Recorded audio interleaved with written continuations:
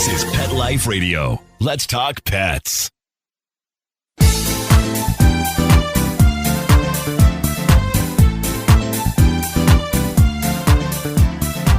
Hey everybody, you're back with another episode of 19 Cats and Counting. I am Rita Reimers, certified cat behaviorist. We have an awesome guest today. I can't wait for you to meet her. We'll be right back after this message. Take a bite out of your competition. Advertise your business with an ad in Pet Life Radio podcasts and radio shows. There is no other pet-related media that is as large and reaches more pet parents and pet lovers than Pet Life Radio. With over 7 million monthly listeners, Pet Life Radio podcasts are available on all major podcast platforms. And our live radio stream goes out to over 250 million subscribers on iHeartRadio, Odyssey, TuneIn, and other streaming apps. For more information on how you can advertise on the #1 pet podcast and radio network, visit PetLifeRadio.com/advertise today. Let's Talk Pets on PetLifeRadio.com.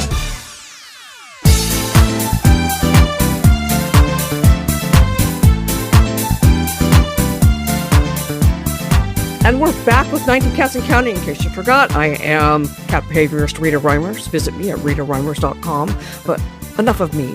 We're going to talk with my friend KJ McGlin. She is the Kitty Correspondent, and I'm dying to know what that means and what she does. Hi, KJ. Hi. Thanks for having me, Rita. I'm so excited to be here. Me too. It was so great to catch up. I haven't seen you since like 24 and the CFA. So you've been into a lot of things. But first, tell me, how did you become a Kitty Correspondent? Yes. So I started my career in radio in Dubuque, Iowa. I actually grew up in Wisconsin. I started as a teenager, and that was where my media career began. But I was destined to become the Kitty Correspondent because my first word written in my baby book is kitty. I didn't say mama. I didn't say dada. I said kitty as my first word. So that's actually where it began. The first time I talked about cats. Did your mom go, uh-oh, we better get a cat?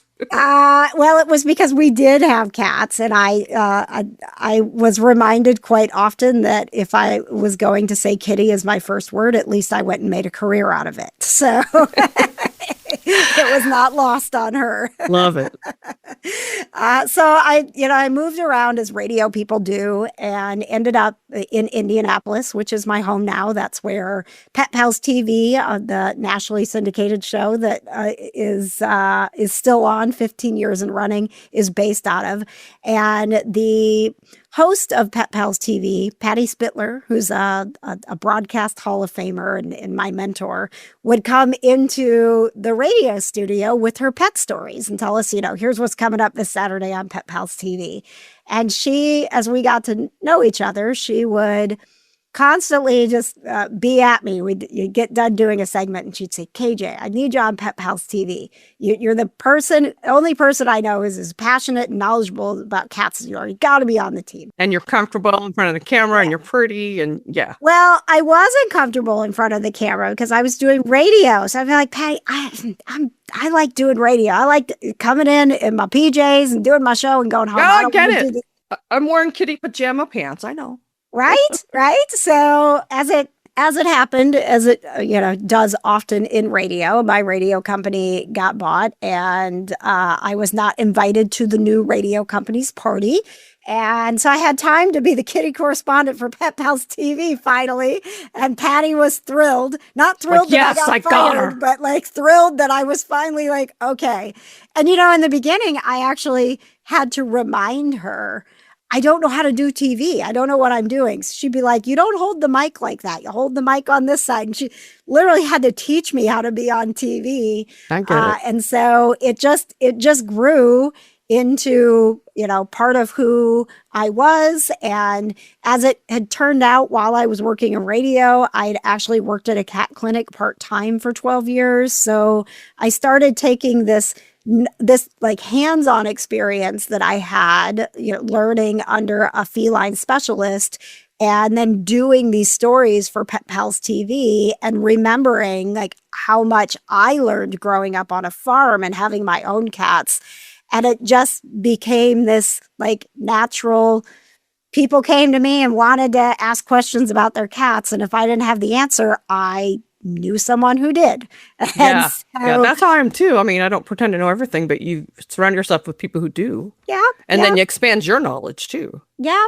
So that just, I mean, it just became a very natural extension with my media experience that I put my heart into telling stories about cats. And so now I'm on several different TV shows, being the Kitty Correspondent. I wrote my book, Raised by Cats, Behind the Mic and the Meows. And now I founded a cat convention called PurrCon. So oh my gosh, we have so much to talk about. We could be here for an hour, but go back to your book. Tell me about your book. I saw that you had that book out. Tell me what made you write it and what it's about. You know, it's a little bit of a biography, but also it's a love letter to cats. You are going to learn some things about behavior, but really what I wanted people to come away with when I wrote Raised by Cats is that nobody really gives you a manual for how to have a cat.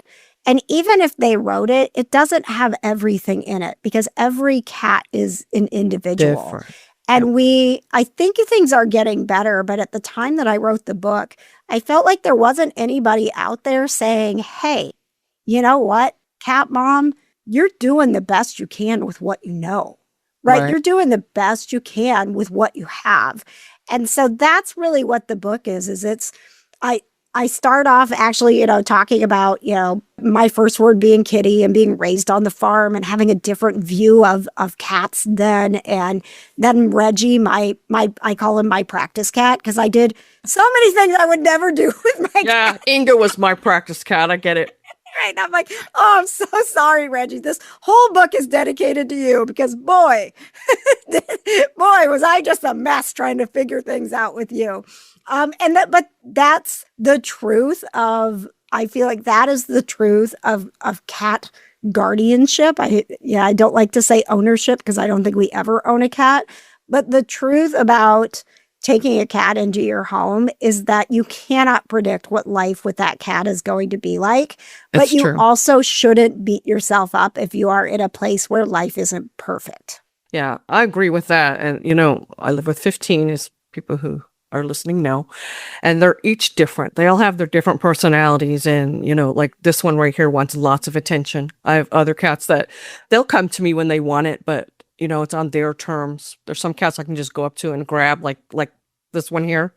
And even then, Rita, I'll, talk to cat parents who are having such a difficult time because their cat isn't, not the lap cat, and they feel like they're doing something wrong. And it's like, does your cat sit near you? Is your cat in the room? Well, maybe that's how they show their love, right? We don't shun people who are introverts. We go, oh, they're not as outgoing as I am, but that's okay, right? Like we have to give cats grace for that, but we also have to give, you have to give yourself grace that if you are keeping that cat safe, and we will, we go through this in my cat community, we'll talk about like, what are all the things that we can check off the list right now to figure out if that cat's feeling safe? Because if your cat is feeling safe, they are happy, right? And so if they're not getting on your lap, that's what happiness is. It's being in the room near you. It's what they can give, right? And not expecting anymore. And so much of what they've been through, colors their personality. And they can change, long story short, if you watch my Facebook, I took in a feral FIV cat. And for 9 months, I didn't see him. Yeah. And then gradually he'd come around and, now he's the first one on the bed at night crawling all over me. So be careful what you wish for. I love that. Yeah. See, it was up to him. He made the decision if he wanted that kind of close relationship or not. Yes. Well, and I have the opposite, Rita, in that my least social cat, if you will, is Melody. And you saw her. Yeah. You saw her during the pre-show, right? I giggle because she's very complicated and she prefers to live a life mostly separate from the other 6. We have 7. She has like alone time with certain cats.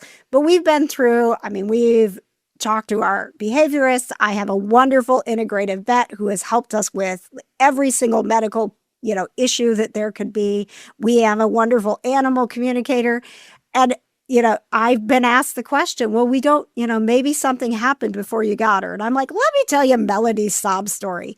She was in a wonderful foster home until she was in a PetSmart for 3 hours, and then I adopted her. She does not have trauma. Okay. Just 3 hours of trauma. That's all. Now, right. I have some cats who came in here with some stories to me tell, too. right? But like Melody had nothing. Like, I can't sit here and say, well, Melody, you have to give Melody some grace because she had it rough before we adopted her. She didn't. She just wants to live a more solitary life. She did not sign up for a life in a house that had 7 cats. She wanted to be an only cat. So we honor that. I don't have any of those anymore, but I did have some like that. And, they are peaceful around the other cats, but they really don't want to play or snuggle or bathe or any of that. And that's okay if they're happy. Right? Yep. And she, she's out all night. We have, these are, things that people often ask me questions about, but we have 4 cats who go to bed at 9:00 every night. They have their bedrooms. They know where their bedrooms are. They love going to bed at night. And so she has free reign at night because the 2 cats that she does consider safe are out at night. So she gets her social time. She does her thing. At 5 a.m. when I'm up and I get moving, she goes into my bedroom and she lives in my bedroom. She's got her queen's quarters, as we call it. And so I think a lot of times, people will struggle with their cats not getting along and they try to keep them together. And I'm like, dude, give your cat a room and send them to their room. My cats love their room. And even if you don't have a lot of rooms, I don't have a huge house, but you can rotate them. Like they actually, if you give them everything they need, and they've got some birds to watch and they've got their own food and their litter box. My cats love to be by themselves. Like they love to go to their room. I talk to roommates all the time and, I have my cats in my room and he has his cats in his room. I have 2 cats that like this one, Teddy Bear and Lulu in the next bedroom. They like to have their room, but the doors are open so they can go wherever they want, but they don't want to. But other cats will come visit, just the ones they get along with. So yeah, you've got to let them decide. I could try to force them to come downstairs, but that's not what they want. So I'm not going to force them. Yeah. So, whatever works for you, that's always like, let's try it. I felt so horrible when I first started putting Melody in a room by herself, right? But we needed to separate because she and my Flame Point Johnny Storm, I don't know what battles they had in their previous lives together, but they just are not interested in oil and water. Each other. Yep. And so when we started doing that, I felt horrible. But then I started realizing she's never been happier. So if this is what makes her happy, then this is what we do. So, removing the judgment from, what we expect life with cats to be makes it so much more freeing and makes it better for you and better for them. Like figure out what works. And if it doesn't fit in the manual for how it's supposed to be, who cares? It works for you and your cat. I agree. I always say when I have my, you have a cat club. I had one for a while. It's a space of non-judgment, right? Nobody, people come to me with multi-cat households because they know I have one. Maybe they're afraid to admit it to publicly, right? No judgment. I'm never going to judge somebody unless you're a 500 cat hoarder. Then I might have a little something to say.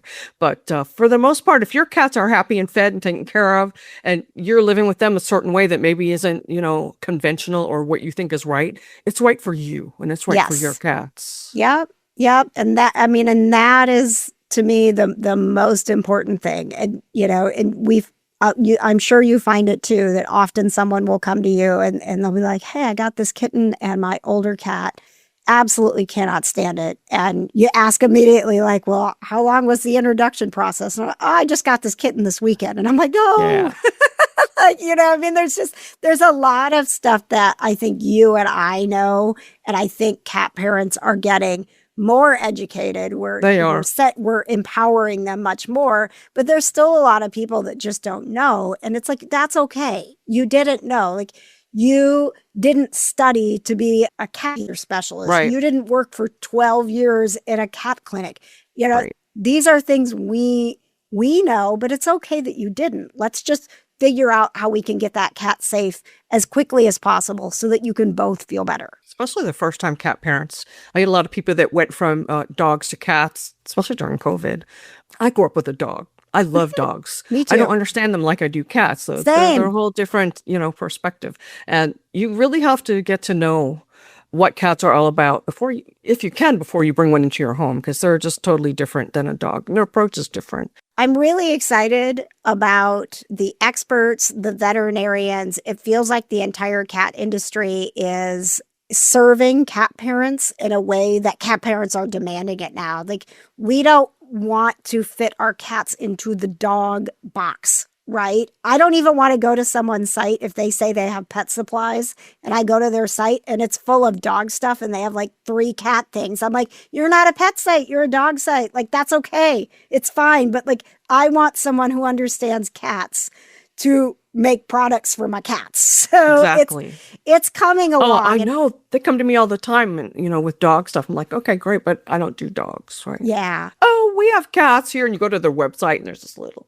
Yeah. So I think it's changing. I think it's a great time to be a cat parent, to make sure that you have a vet who actually is passionate and understanding about how to treat cats, the fear-free, like all of that. That wasn't a thing. It really wasn't a thing.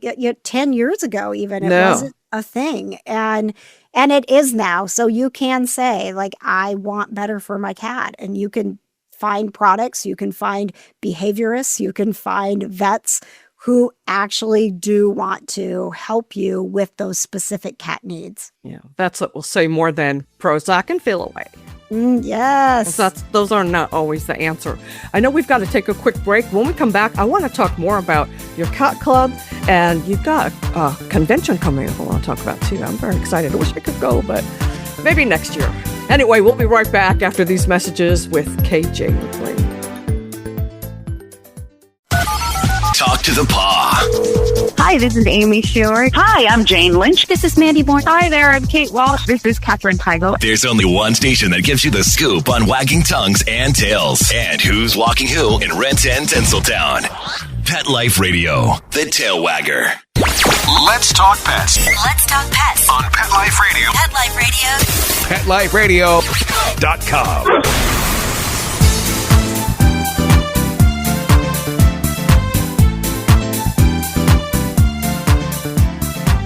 And we're back with 19 Cats and Counting. I'm your host, Rita Reimers, cat behaviorist certified. And KJ, we've talked a lot about cats and cat personalities and how to make people feel more comfortable with what they're doing with their cats. But you have more ways than just our discussions of how to help cat parents feel more comfortable in what they're doing. Tell me about your cat club. Yeah. So it was, it was born out of getting lots of questions about cats and figuring out how to answer them, right? Like I gotta get all these people in one place because I can't just be in my messenger and answering every cat question. Oh yeah, you could be there for hours doing that. Yes. And I used to. And so, as I got, more and more known as the Kitty Correspondent, I decided, I'm going to start this cat club. We'll see what happens. I've been in Facebook groups, where you're in it and all of a sudden everyone's just yelling at each other, shaming each other, giving bad information. You're like, what is going on here? So I really was very intentional in how I set up the club. And it's not for behavior consulting, and I don't give that advice. I live in the in-between. I'm the connector and the translator. And so often, sometimes it's, I went to the vet and they said everything is fine. So what's wrong with my cat, right? And it's like, well, they said that they ran tests and medically your cat is okay. That's good news, right? So now we figure out, for me, we figure out what is it that's making your cat not safe. Because whether your cat is aggressive or your cat is hiding under a bed, everything comes down to safety. So through the Cat Club, which is it's on Facebook, it's free, it's KJ's Cat Club. There are a lot of people that have been in it for years and years that have learned from me, that have learned from experts in the group, that are fosters, that are on the front lines, that if you go in there and you say, I am having this issue, it really becomes, it's a wonderful community of people that are going to support, not judge. And so I'm very... That's important, not judge. Right. It was really important to me when I created it that it be a compassionate space for cat parents. And then as it grew, there, are certain cat parents who were looking for to go a little bit deeper. And so I have the Super Society, which is like literally my superhero cat parents. And they are in the chat together. They are figuring things out together. When you end up heading to the vet and it's 3 a.m. and you are scared, you can get in that group and someone's going to help calm your nervous system, be there with you, walk you through it, finding cool new products and being like, hey, I tried this thing out. It's working for my cat. So that's sort of like the next level is the Super Society. And then all of this comes together and we gather once a year at PurrCon, which is my cat convention that happens inside this great big pop culture celebration called PopCon.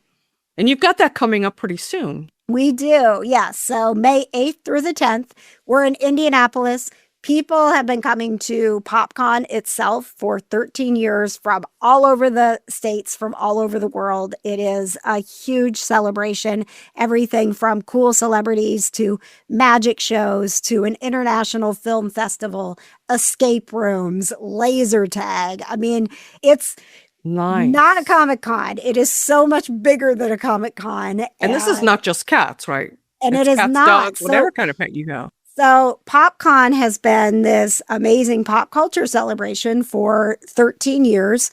They asked me a couple years ago after I got back from the CFA Cat Expo. Oh, I loved that. I've been to 2 of those. So much fun. It was so fun. It was so fun. And I was telling them about it. I'm like, so cool. And they said, should we do something like that inside PopCon? And I said, don't you say that to me. And then not let me do it.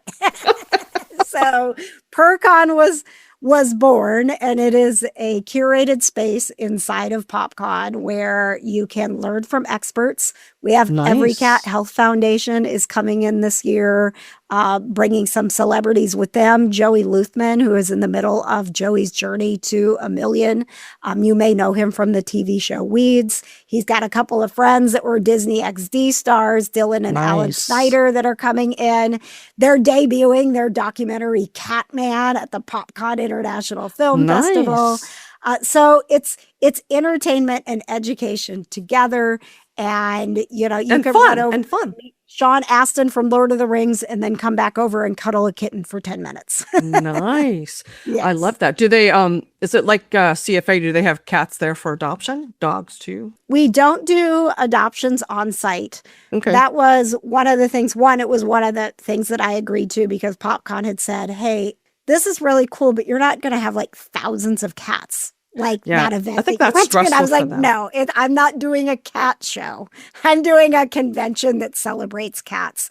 And for me, especially working in welfare like I do, I really wanted to honor cats by not stressing any of them out. And adoption events are very important. But inside this super high energy space where there are 30,000 people who are full of excitement because they are meeting celebrities that they love and wearing the cosplay they've been and it's loud. I just was like, I don't want to stress cats out by having this cat convention. So it worked out nicely. We partner with ARPO, which is the Alliance for Responsible Pet Ownership.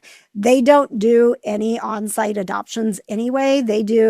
You have to fill out an application, do the home inspection, all of that. So they bring kittens and we have a private room where it's kind of like speed dating kittens. So you get 10 minutes in this nice quiet room to hang out with some kittens. And then you go back out into the, into the pop culture craziness, and you can go sit and watch what's happening on the cat conversation stage, or play musical cat boxes, or go literally back out into PopCon.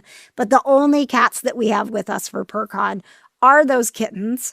And that's really good for them, right? Because they're getting socializing yeah. them, right? They're going to be able to tell, are these kittens good around a lot of people? Are these kittens good with sound? So it actually serves a purpose in having the kittens there with us, but it's not a place that you can bring your own cat. It's not even a place where you can bring your dogs, although we do have a roving reporter. Dixie the praying dog is our celebrity dog who reports on everything happening at PurrCon. Cool. But yeah, it's really more of a space to come celebrate with us, to learn from the experts that we bring in, and to just have a really great time with other people who get you, right? Who want to see your 5,000 cat pictures on your phone and want to talk about how crazy they are. So there are friendships that are forged. There are people that come back to meet again and see each other, and it's all over cats. I love that. So when is the date? When is this happening? It is May 8th through the 10th, and it's at the Indiana Convention Center here in Indianapolis. So if you go to PurrConIndy.com, you can see what guests are coming, see what games we're going to be playing. We'll be putting up the schedule very soon. I'm putting together all of that. And there's some videos from last year where you can see, what exactly is it like to go to a cat convention that's inside a pop culture convention. So can they buy tickets on your website? Yes. Okay, that's great. Yep. So we have superhero passes for the weekend. Some of them come with PopCon admission, and some of them, if you were already going to PopCon and you just want to upgrade to get the VIP experience in the PurrCon area, we have that option too. I love that. And can you believe we're just about out of time? Oh, man. So you'll have to come back again. But I want to know, do you have any last words of wisdom for people who work with cats, who own cats, or just in general? Yes. I mean, number one, give yourself a break, okay? It's important. Being a cat parent is so rewarding, but it is also very challenging. They are, remember that they share 96% of their DNA with a tiger. They did not adapt for us. They chose to move in with us. That's right. And so I operate under the super pillars, which are super as in SUPURR, super, which is safety, understanding, presence, unwinding, receiving, and rest. And you can learn all about those in my cat club. But basically, if you're doing those things with your cat, you are going to have a super life with your cat. And what's your website, KJ? You can go to supersociety.com, or you can go to kjontheair.com, and you'll find all my things. Super Society, PurrCon, my Pet Pals TV stories. That's where I live, kjontheair.com.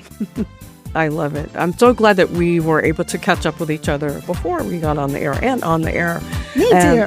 I want you to come back again anytime. I know there's a lot more topics we can talk about. We could probably talk all day about cats because we love them so much. Yes. Yes, I would love that. Thank you so much. And of course, I have to thank Mark Winter for giving me this spot on Pet Life Radio. I will be forever grateful. And don't forget, every day is Catterday. We'll see you next time, folks. Let's Talk Pets, every week on demand, only on PetLifeRadio.com.